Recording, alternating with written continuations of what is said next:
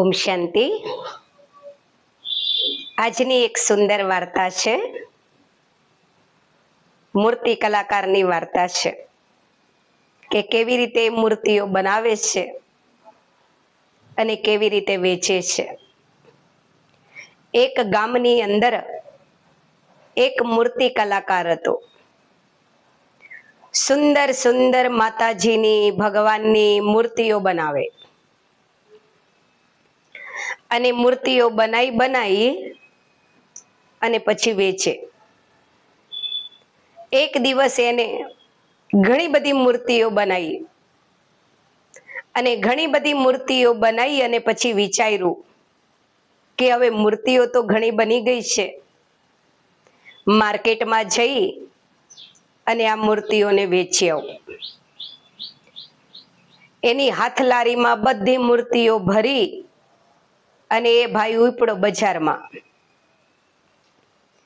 બજારમાં રોડની સાઈડમાં એક કપડું પાથરી બધી મૂર્તિઓ ગોઠવી દીધી અને ત્યાં બેઠો બેઠો મૂર્તિઓ વેચે છે। કોઈ અંબેમાના ભગત આવે છે તો એ અંબેમાની મૂર્તિ લઈ જાય છે, કોઈ ગણપતિના ભગત આવે છે તો એ ગણપતિની મૂર્તિ લઈ જાય છે। ઘણી બધી મૂર્તિઓ બનાવી હતી। કોઈ હનુમાનજીનો ભગત આવે છે તો એ હનુમાનજીની મૂર્તિ લઈ જાય છે। આવી રીતે બધા પોતપોતાના ઈષ્ટદેવની મૂર્તિઓ વેચાતી લઈ જતા હોય છે। એમાં એક ભાઈ આયા મૂર્તિ લેવા માટે। એમને દરેક મૂર્તિઓ ઉપર નજર કરી તો બધી મૂર્તિઓ અલગ અલગ હતી। અંબેમાની, બહુચરમાની, ખોડિયારમાંની, સરસ્વતી માની, બધી અલગ અલગ મૂર્તિઓ હતી।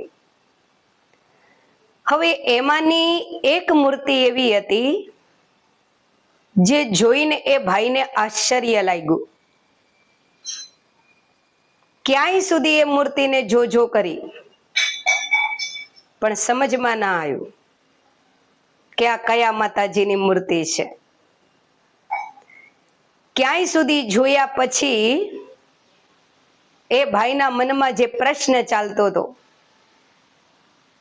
એનાથી એને રહેવાણું નહીં અને એને પૂછી લીધું મૂર્તિવાળા ભાઈને। મૂર્તિવાળા ભાઈને કહે છે, ભાઈ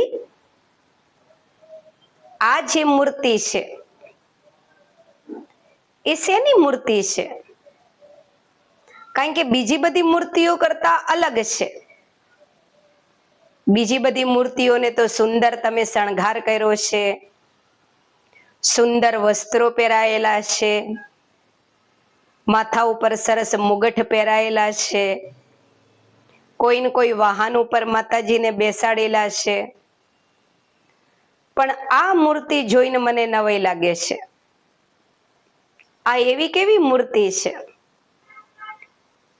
કે જેનું કોઈ સાધન નથી, એમ નામ બસ તમે બનાવી દીધી, કોઈ વાહન નથી એનું બેસવા માટેનું। બીજું કે આ જે મૂર્તિ છે એનો તો તમે કોઈ શણગાર નથી કર્યો અને માથે મુગટ પહેરાવાનું તો એક કોર, પણ તમે તો મૂર્તિના બધા બાલ આગળ કરી દીધા હે, તો ચહેરોય બતાતો નહીં। મૂર્તિના બધા બાલ આગળ છે અને પાછળ તો ટકલું હોય એવું લાગે છે। તો આવી મૂર્તિ તો મેં મારી જિંદગીમાં પહેલી વાર જોઈ। તો કે છે, ભાઈ આ કઈ મૂર્તિ છે? મૂર્તિ કલાકાર કે છે કે એ મૂર્તિ મેં જ બનાવી છે અને મને ખબર છે કઈ મૂર્તિ છે। એ જે મૂર્તિ છે એનું નામ છે સમયની દેવી। એ સમયની દેવી મેં બનાવી છે, જેના બધા બાલ આગળ રાખ્યા છે, પાછળ ટકું રાખ્યું છે। આ મૂર્તિનો અર્થ એવો થાય છે કે સમયને તમે આગળથી પકડો તો પકડી શકાય, બાકી એકવાર સમય જો ચાલ્યો ગયો અને તમે એને પાછળથી પકડવા જાઓ તો કોઈ દિવસ પકડી નથી શકાતો. એટલે મૂર્તિની પાછળ મેં ટકલું રાખ્યું છે. બીજી બધી દેવીઓને તો લોકો ઓળખે છે, પણ જીવનમાં જેનું સૌથી વધારે મહત્વ છે ને એ દેવીને જ લોકો નથી ઓળખતા. એટલે મને એવું થયું કે લાવો એ દેવીની મૂર્તિ બનાવવા દો અને વેચવા દો. એટલે મેં આ સમયની દેવી બનાવી છે. સમયને તમે વહેલાસર પકડો તો પકડી શકો, બાકી વયા ગયા પછી તમે એને પાછો ના લાવી શકો. પેલા ભાઈને નવાઈ લાગી. 33 કરોડ દેવતાઓની મૂર્તિઓ જોઈ છે, પણ આ સમયની દેવી તો પહેલી વાર સાંભળ્યું, અને આ સમયની દેવીની મૂર્તિએ પહેલી વાર જોઈ. આવી કોઈ વરી દેવી હોય? મને તો ખબર જ નથી કે એ ભાઈ કે છે હા આ સમયની દેવીની મૂર્તિ છે, તમારે જોતી છે તો લઈ જાઓ. તો દેખો, છે નાનકડી વાર્તા, પણ એનો સાર બહુ સરસ છે અને બહુ સમજવા લાયક છે કે જીવનની અંદર દરેક કાર્ય કરવા માટેનો સમય હોય છે. જેમ બચપન, તો બચપનમાં રમતા સારા લાગીએ, વૃદ્ધ થયા પછી કઈ રમતા ના સારા લાગીએ. રમવા માટેનો સમય છે. એથી થોડા મોટા થયા તો ભણવા માટેનો સમય આપણા જીવનમાં આવ્યો. અને તમે જોજો, તમે 5-7 વર્ષથી 25-30 વર્ષ સુધી ભણવા જાવ તો સારા લાગો. 50 વર્ષ પછી ભણવા જઈએ તો સારા નહીં લાગતા. માના જીવનની અંદર ભણતર માટેનો સમય છે. એ સમયે આપણે વિદ્યા પ્રાપ્ત કરી લીધી તો કરી લીધી, પછી નથી કરી શકતા. ઘર સંસારનો સમય હોય છે, ક્યારે લગ્ન કરવા, બાળકો, એ બધું જો સમયસર હોય તો સારું લાગે છે. એનો સમય વયો જાય તો એ કાર્ય એટલું શોભતું નહીં. એવી જ રીતે ધીરે ધીરે વૃદ્ધાવસ્થા તરફ આપણે જઈએ છીએ, અને વૃદ્ધાવસ્થાની અંદર એક જ કાર્ય કરતા આપણે સારા લાગીએ. એ છે પ્રભુ ભજન, પ્રભુની યાદ. પરમાત્માને યાદ કરો, સત્સંગ સાંભળો, કીર્તન કરો, ભજન કરો, તો એ સમયે સારું લાગે.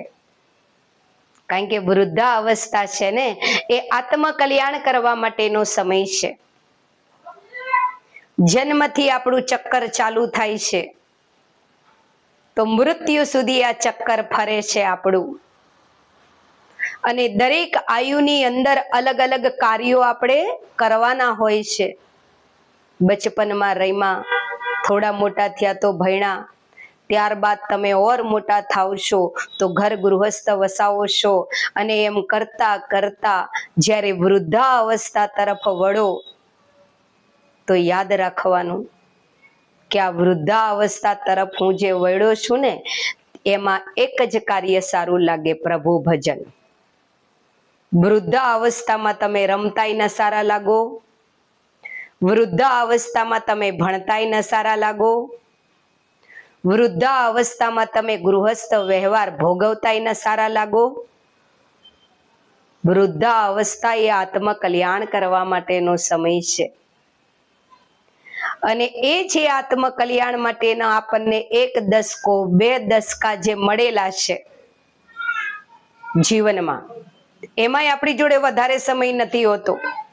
કારણ કે વૃદ્ધાવસ્થાની અંદર ક્યારે શરીર છૂટી જાય એનું કોઈ નક્કી નથી હોતું. મનુષ્ય જીવે તો 80-90 વર્ષે જીવે છે, અને આપણે જોઈએ છીએ કે નથી જીવતા, કોઈની આયુષ્ય ઓછી છે તો 60-65 વર્ષે શરીર છૂટી જાય છે.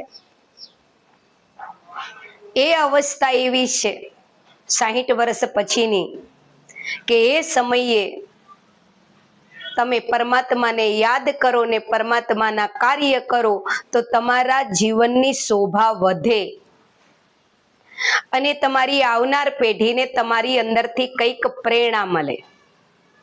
બાકી એ અવસ્થામાં સુંદર તૈયાર થવું, ફેશન કરવી, ભોગવિલાસ વાળી જિંદગી જીવવી, મારું મારું કરવું, એ બધું એ અવસ્થામાં આપણને શોભતું નહીં. તો જીવનની અંદર જ્યારે વૃદ્ધાવસ્થાના 1-2 દશકા આપણને મળે એ સમયે આપણે પૂરેપૂરો એનો સદુપયોગ કરવાનો છે. સદુપયોગ કરવાનો છે માના પૂરેપૂરી આપણી આત્માને આત્મકલ્યાણના રસ્તે આપણા મનને બુદ્ધિને વારવાની છે. કારણ કે વૃદ્ધાવસ્થાનો સમય પણ એવો છે કે એ પણ ચાલ્યો જાય છે અને મનુષ્ય પથારી વશ થઈ જાય છે. પથારી વશ થયા પછી તમે મંદિર, મહાદેવ, ભજન, સત્સંગ કરી ન શકો. તમને કર્મેન્દ્રિયો સાથ નથી આપતી. તો હજુ કાયા આપણને સાથ આપી રહી છે અને વર્તમાનમાં જે આપણા જીવનમાં સમયની દેવીનું જે મહત્વ છે એને સમજો. કારણ કે સમયની દેવીના વાર આગળ હતા, પાછળ ટકલું હતું. એકવાર જીવનમાંથી જે સમય વયો ગયો એને ફરી આપણે પકડી નહીં શકીએ. કારણ કે પાછળ ટકલું ટકલું પકડાય નહીં. ચોટી હોય તો પકડાય, ટકલાને કેવી રીતે પકડો? માના જીવનમાં એકવાર સમય પૂરો થયો એ ફરી પાછો કોઈ દી આવતો નથી. તો આ વાર્તા ઉપરથી આપણે આપણા જીવનમાં રહેલા સમયના મહત્વને સમજીશું કે સૌથી જીવનમાં કોઈ અમૂલ્ય ચીજ હોય, સૌથી જીવનમાં કોઈ અમૂલ્ય કોઈની કિંમત હોય એ છે સમયની. બીજું બધું મળે છે. મહેનત કરવાથી ધન, સંપત્તિ, સાધન, સામગ્રી, માન, શાન, પ્રતિષ્ઠા આ બધું મળી શકે બીજી વાર. કદાચ એકવાર ખોવાઈ ગયું ને, ફરી મહેનત કરો તો બધું ફરી મળી શકે. પણ જીવનમાંથી એકવાર જે સમય ચાલ્યો જાય છે એ ફરી મળતો નથી. તો સમયના મહત્વને સમજી અને સમયસર આત્માનું કલ્યાણ કરીશું તો આવનાર જન્મ પણ આપણને ઊંચે તે ઊંચો પ્રાપ્ત થશે. ઓમ શાંતિ.